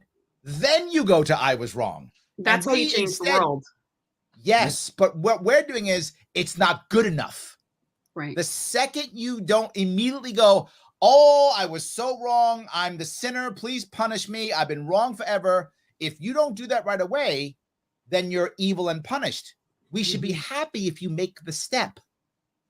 We should be happy if you move in the right direction and they keep moving people that way, whatever that might be. I'm sorry, Michael, you just said good stuff, so I just keep going. No, you're right. And that's exactly right in line with what I'm saying. And It's happened to me in my experiences early in my life with gay people, with trans people. It's happened in my life when I was over in Russia talking to Russians. When I was, it's every aspect. It's like, okay, I don't know. I have an idea, but that's not necessarily real. I talk to the people. Totally wrong. Nothing like what actually is. Now, does that mean everyone's a wonderful saint that I've met in my life? I really wish. I've run into my own wonderful group of KKK as well as far left racists who tell me that I'm not black and I'm not Hispanic. Yes, I get that all the time. I'm never black enough. Yeah, I get that all the time. Yes. And my answer to them is the same as to everyone else. All these other groups say, well, that's your issue. Got nothing to do with me. That's your problem to figure out. So let me grab some if I can. This is just for you, Travis. Paula says, Travis, I voted for you. Oh, thank you, Paula. We've got two. That makes two of us. 2 votes. Thank you, Paula. You got at least 2 votes. At least 2. To be sure. Well, I just want to say, I appreciate all of this conversation so much. I mean, thank you all again for breaking down the barriers just on personal interactions, conversations. That stuff is so important. I'd like to say I played my role. Everyone agrees. I proved that white straight males are real lame. We're lame, and you don't want to say your party. We're going to suck up all the energy. So I've been doing my part. But in all seriousness, again, I mentioned I grew up just my small little part of diversity growing up in a Jewish suburb. And I remember high school sporting events where the opposing team would throw bagels and pennies at us at our fan section. And I didn't even understand at that point. You know what I mean? I had someone have to explain to me like, well, why would they do that? Those are good bagels, you know? Those are good bagels. I'm over there. I'm going like, well, they're just throwing away all these pennies. I'm the guy grabbing them in my Jewish. You should be leading with as a Jewish man. See, but I don't identify and I can't claim that. I need to have some clipping done, if you know what I mean. So anyway, but in all seriousness, but then when I did get to college and I was like, I grew up in this Jewish town and people knew it was a Jewish town, I had to basically kind of like Larry interacting with the hillbillies on the motorcycles or the actual card carrying. I didn't know they made actual cards. I know they made weird, hats. I didn't know they also have card carrying, but you can't wear the hat because of the uniform, so you do the card instead. Okay, great. It's easier to hide the card than the hat. But again, I had to play my small little role of explaining Jewish culture to the kids in college who I was just meeting for the first time, who had never met a Jewish person or even met someone who was adjacent to Jewish people before. And I think I'm just very grateful, especially now, to all the Jewish people I did grow up with who did bring me over for Hanukkah services, who brought me over for Shabbat dinner. And so I could just learn, it's all about community and faith. And I'm not going to judge them for that. It's a lot more than just bagels and pennies. Please tell Licking Valley High School that as soon as you can. It's funny, when I was a kid, I grew up as a little kid in a very black neighborhood and as an older kid in a white neighborhood. And when I was a little kid, most of my friends, almost all were black. Some were Hispanic, but almost all were black. And I remember the first time I was told, you're a minority. It's like, what do you mean? Well, there's very few black people in the country. You're a minority. I'm like, that's not true. Because all I knew was black people. So why would I think that Larry, everyone I knew was black? Larry, everyone may be surprised with this. Larry, I've told you about this before. There's only been one time in my entire life, and I've traveled an incredible amount. Only one time in my life I actually felt like a minority. I was sitting a quarter of a mile away from the Kremlin in the middle of the winter, and something just bugged me that day. And I'm just staring off, and I was there for 15 minutes, half an hour, looking at the Kremlin, trying to figure out what's wrong. And a buddy of mine, and this is in Moscow, they got city blocks like Manhattan does, which means like a quarter mile each. And a buddy of mine, like 2 blocks down, starts screaming, "Hey, Mike!" And he comes running on up to me. I'm like, how did you know it was me? How could you tell? I mean, I'm standing and it's Moscow. There's thousands of people moving all around us. Right. And I'm covered up almost up to my head. Got a shapka. I've got a dublinka. Yes, I speak Russian. And I'm like, you can barely see me. How do you know? And he goes, "You're black." Bang, instantly hit my head. Oh, that's it. Everyone here is not black. For the first time in my entire life, I had never been in a situation where I was like the black guy in a city, and it was not exactly a city, but I know what you mean. There's a couple of Africans, but they're not Americans. Right. And that's the only time I have ever felt like a minority. And that's a good thing, because I'm an American. I'm just a human being. I'm just another person. Yep. And yeah, I had that moment where I was like, okay, that was unusual. But I lived there for another year. I got to have friends from all across the Soviet Union, got to learn about their culture, learned the language. I remember you saying I used to live in Japan. When I lived in Japan, I was the only American. I was the English teacher over there. I was the only American in the whole neighborhood where I lived. So one of my friends at one point who was in the military, who came down to visit me, he's driving a car and he's trying to find my house. So he drives by and the kids point to my house. The kids figured, oh, he's American. It's like one of the American. He must be going there. So the kids all knew to point to my house. They, oh, there's the Americans over there. So yes, I know the feeling of being the oddball out. I was absolutely that when I was in Japan. Yes. I once got to be the Arab pulled off the plane. That was fun. Really? What? Yeah. Well, I actually had to do Robertson as a pen name. I had trouble with having the Arab name in there, and the Arab name has gotten me into trouble a few times. Once on the plane, got pulled up, is there a bomb in your suitcase, and pulled into a room with like 10 security men surrounding me. Wow. That's yours crazy. Is worse than mine. Yours is always worse than my story. Yeah. I don't like your story. Yeah, your story is scary. Yours is scary too. All those bagels flying at you. It was serious business. Don't worry. I was catching as many as I could. Believe me, I was very hungry that day. After college, I actually also worked in the Bahamas. And so to your point, Larry, about, again, it's the Bahamas. I'm the white guy. I'm the minority. As the Jewish guy. As a person adjacent of Jewish people who also worked in the Bahamas. Not circumcised, right? I think that was the joke. Yes, absolutely. And then again, everyone's making great points about just living in other countries and just being part of that culture. You're not just the American, but yeah, I was the minority. I was the white guy. And in the Bahamas, a place like the Bahamas, it's just about island culture. So it doesn't even really matter who you are. Everyone knows that you're there to either have a good time or to go fishing or both. And that's really just what it came down to. I do want to apologize. I did grow white guy dreadlocks, and I want to apologize. It's the only haircut that's offensive. It's the only haircut that's offensive to all races, and I am sorry about that. How were you identifying when you drew the dreadlocks? I was identifying as the cool guy who wasn't getting fired yet, even though he seemed like he was high all the time. Oh, got it. Good identity. I like that idea. That's actually pretty good. That is good. So let me grab a couple more of these if I could. Let's see here. Logic says, she says, looks like I caught a good one. The LGBT is not a monolith. We don't all think alike. Yes, yep. She's right. She's right. Absolutely. And the other part is like, why I feel like people who are not in the LGBT community are the ones making the rules on the LGBT community. 100%. Right? You got that. Yes. Right. You hit the nail on the head. Yes. Like people tell me all the time that no, Larry, it's not black, it's African-American.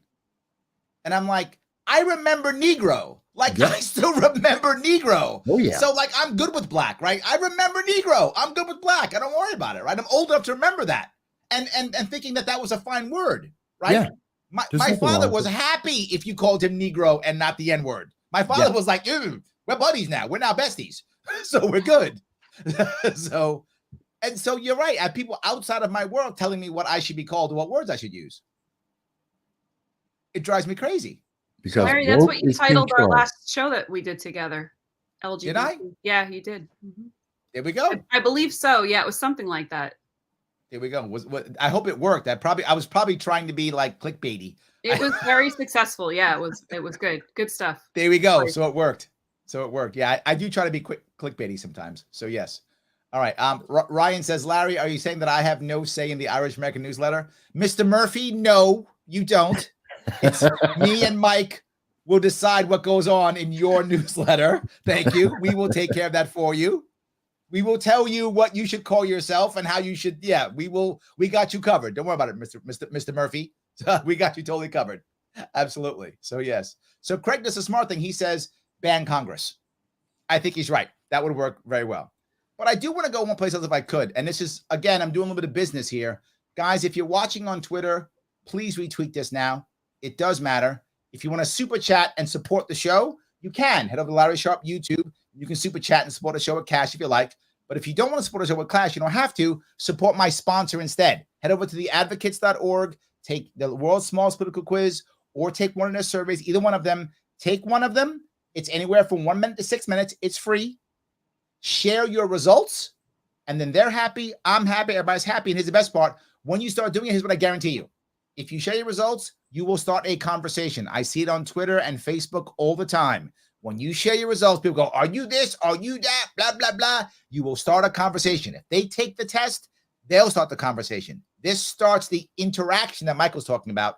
Head over to theadvocates.org, take one of the surveys and share it. It's important. Please do so. And if you haven't liked it or this show already, what is wrong with you? This is an awesome show. Click the like button. What's wrong with you? Click that button. That's it. Lastly, support the people who showed up tonight. Please follow them on Twitter. And there are other things you can see if you go to the Twitter page. You can follow Travis at Travis Irvine USA. You can follow Mike at MV Consult. You can follow Julia at Julia D. Robertson. So I just want to make sure I did a little bit of that work there, guys. I do kind of want to go, if I could, away from this goes to the backlash you're talking about, Julia. The go broke piece. Is the response to not be woke? Is the response to be anti-woke? What is the response here? I'm guessing that one is that one for Travis? Anyone? I don't know, right? What is the issue here, right? That's I think the issue. woke, the term woke has been really like, it's another thing that's just been interpreted and appropriated and now it's become like a thing that's so then like, let me go to the next piece if I could, right? The next piece if I could. Like the word community. With this idea of woke, what I can't stand about woke, and I look at this, believe it or not, from as far back as Occupy Wall Street. Oh, yeah. Occupy Wall Street was a wonderful idea. I think the idea was a home run idea. The concept of going there and saying, we want change, we hate the 1%, wonderful idea. Executed terribly. The concept is good. Hey, the 1%'s taking our money. We want to fight you guys. Give us our stuff. I love the idea. Wonderful idea. Executed horribly. Yeah. What happened was they went there. They had no real agenda, no real idea. It just became a we're pissed off and we don't want to go to work. It became that. And then the corporations got super smart. They said, okay, these guys have no idea what they're doing. They're a disaster. How about this? We'll do some woke stuff and that'll shut them all up. And we're not going to change the system at all. But now we'll like send our executives to like gender training or something. We'll do that. And that'll shut them up. And they were right. And they were correct. That shut these people up and they walked away going, we won because now they care about, I guess, pronouns or something. Whatever, we won. And they thought they won when they had a good idea and they ruined it. And what happens now is now the system is about culture war issues and not changing anything. And this goes to Davos. Remember the Davos, all the big people, the WEF, they're all over there. They're going to fix everything. They used to be talking about climate change. Now they're talking about equity now. Good ideas keep getting ruined over and over again. Yes. It's a pattern. Yes. And because people take the woke part and not the meat part. Like America didn't get better. We just got woker. I'd like to get better. But Larry, it's not about actually making a change. It's about control. The reason why Davos has switched from climate change, which I could, and I have written tons on that. We can have that conversation, but they moved from climate change to equity because it's shutting people up and it makes them obey. Oh, you can't complain about my company anymore because we believe in equity. We're woke. Oh, well, we can't complain about that one. We won. Yay. The company didn't change. They're selling the same product in the same way to the same people with the same abuses in the system. Nothing has changed except they just said, they put out a commercial and said, we got equity. Don't you love us? Yeah, of course we love you. Give us here, take more of our money. Let's shovel it to you even faster, Apple. Exactly. I mean, come on. Adam says, give Mickey Mouse rainbow trousers. Yeah, but you're still Disney, right? You're still Disney, right? Yeah, exactly. Yes. Another great example. And and what's changed?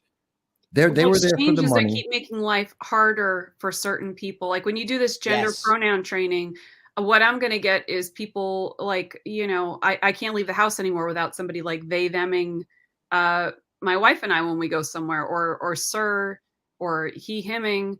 Like, no, we're lesbians. Y'all always knew we were lesbians. There was never an issue figuring out that we were lesbians. And now we're a plethora of people.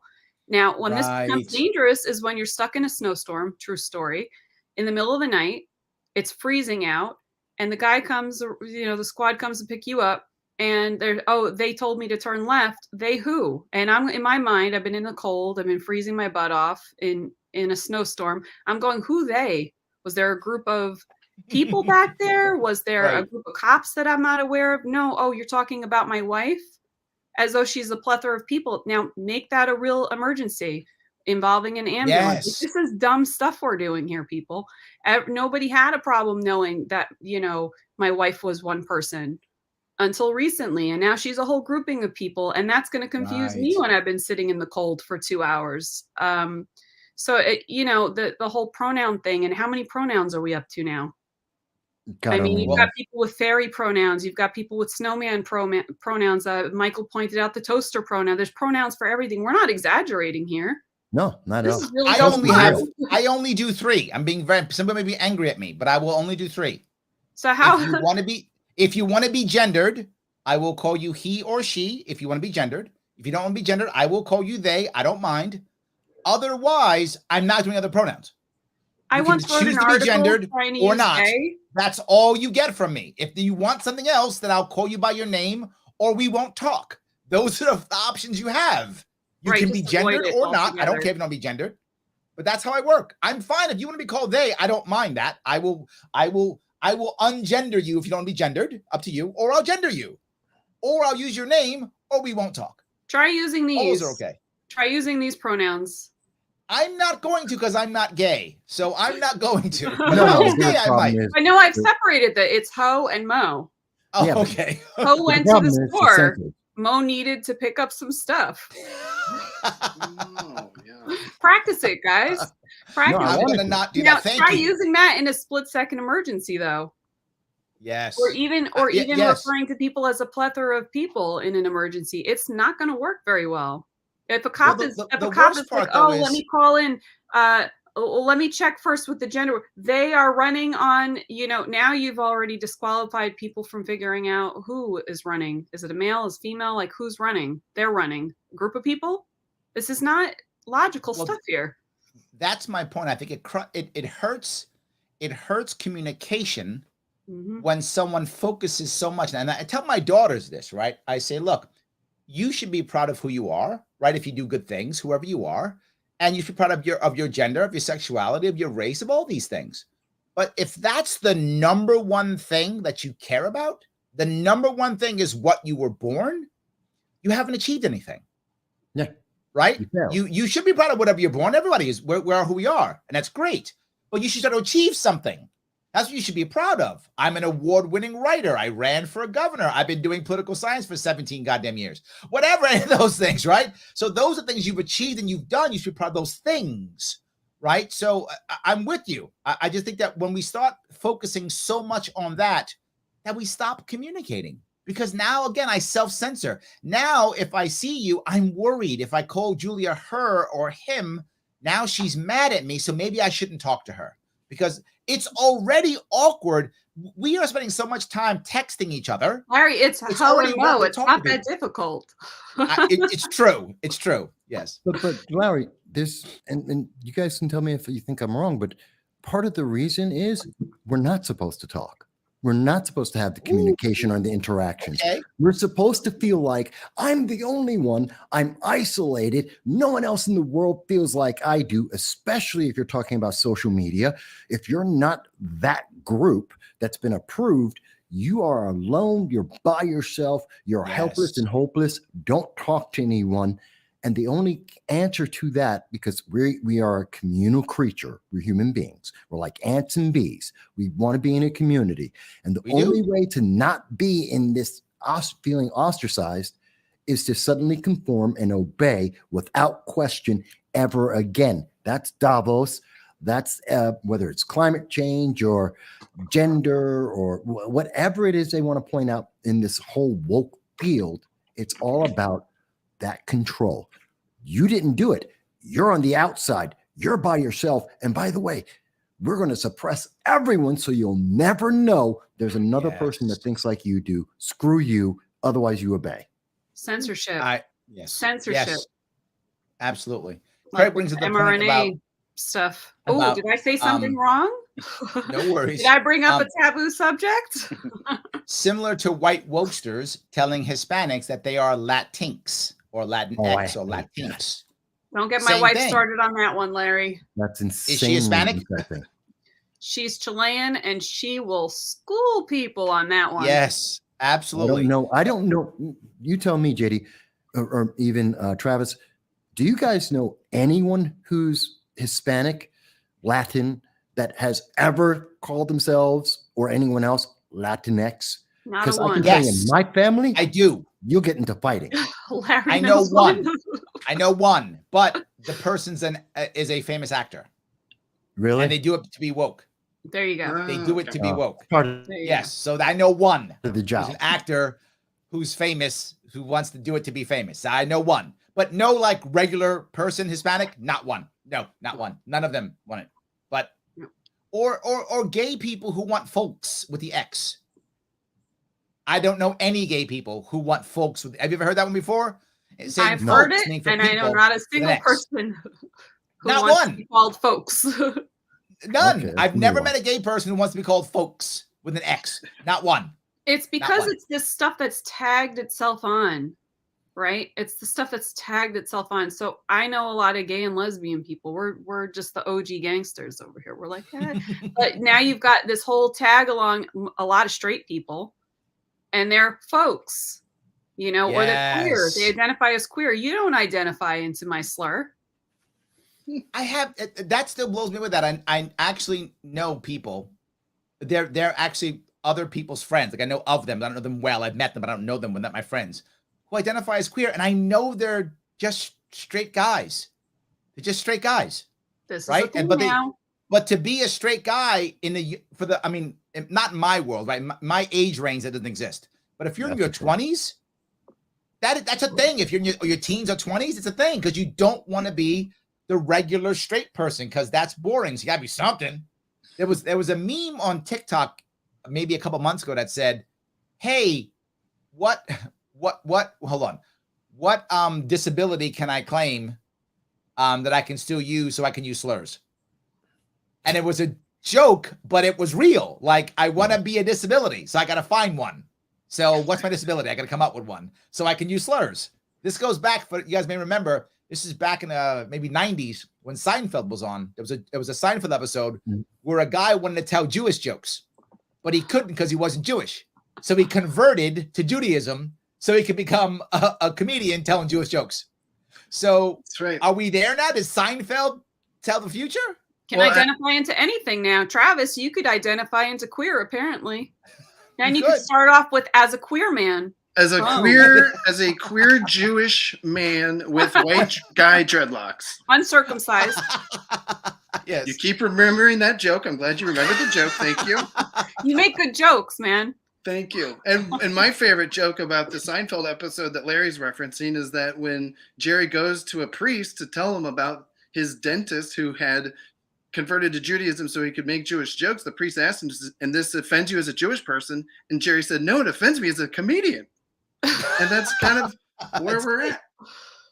That is very good. I so love it. It offends me as a comedian. That's good. I don't care how I'm Jewish, but just it is pretty bad. I agree. But go ahead. No, I was thinking. I'm not sure if we have to wrap up soon, but I do have an exciting announcement. I know Michael kind of stepped away there, but I am happy to announce that I do identify as a toaster. I have identified as a toaster, ladies and gentlemen, and it's because I always love holding up a glass of something special and toasting anyone who is around me. And that's how you get to know people better. Cheers. Toast. Cheers. Cheers. Cheers, I love queers. Awesome. We're all queers now. We're all queer now. I can say it. So let me, if I could, did I miss anything today? Is there something you wanted to chat about that I might have missed before we wrap this up? Oh, you know, we could talk for hours, Larry. I know, but it is getting late and I am an old man. So we do have to eventually go to bed. We do have to eventually. But I do want to say something, guys. If you like this show, then do me a favor. Click that like button. It does matter. You might think it doesn't, but it really does. If you are on Twitter, please retweet the show. Let people know that it matters. So please retweet this show if you would. And please like. And more importantly, though, please follow these people. They came up tonight and give us 2 hours of great conversation. So follow Travis at Travis Irvine USA. Please follow Mike at MB Consult. And please follow Julia at Julia D. Robertson. Guys, I want to say thank you so much for coming tonight. Mike, do you want to say something on the way out? Go ahead. Yeah. I stepped away, but I was still listening. Travis, you had to say the joke when I stepped away. I love it. It was great. It's funny, but it's real. It's real, but I loved it. That was great. So, guys, I want to thank you all for watching. All of you who've been watching tonight, thank you so much for all the content, all the comments. I will be back on tomorrow, 1 p.m., talking about New York and WYSL, and I'll be on Kennedy tomorrow night at 7 p.m. If you want to watch live on Kennedy's show on Fox Business News. I will see you all.